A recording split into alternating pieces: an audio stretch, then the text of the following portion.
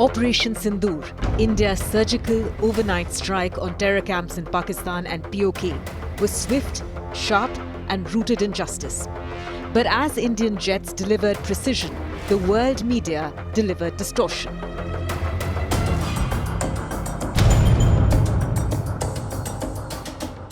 While India struck 9 terror bases in response to the barbaric Pahalgam massacre, much of the Western media couldn't help but panic.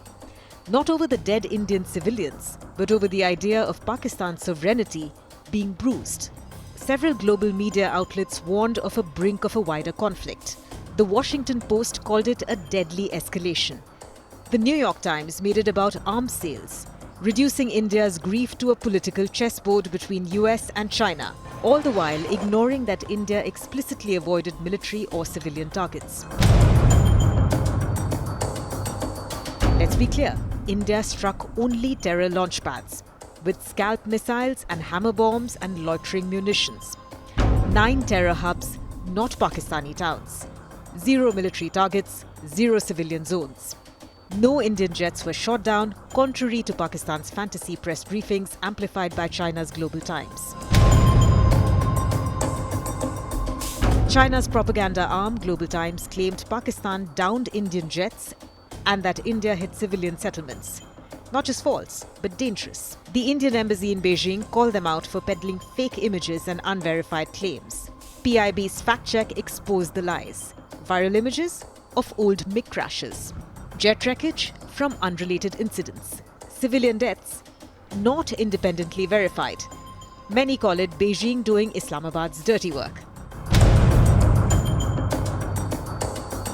What do you call it when terrorists kill 26 unarmed civilians? Many executed at point-blank range after being asked about their religion. And the global press focuses instead on escalation risk. You call it the Western media's blind spot, because this is the same media that glorifies Ukraine's right to self-defense but questions India's. The same media that downplays Islamic terror in Kashmir but amplifies Pakistan's victim card after every Indian response. The UN urged maximum restraint. The UAE called for de-escalation. Qatar said it is deeply concerned. Russia, typically neutral, said it was worried. Trump called it a shame. Israel and the UK stood apart by saying India has every right to defend itself. The West won't tell you that Pahalgam was India's 26/11 moment all over again. They won't tell you that Lashkar and Jaish used mosques and schools as terror bases. They won't tell you that Operation Sindoor was named for the widows left behind, not some war trophy.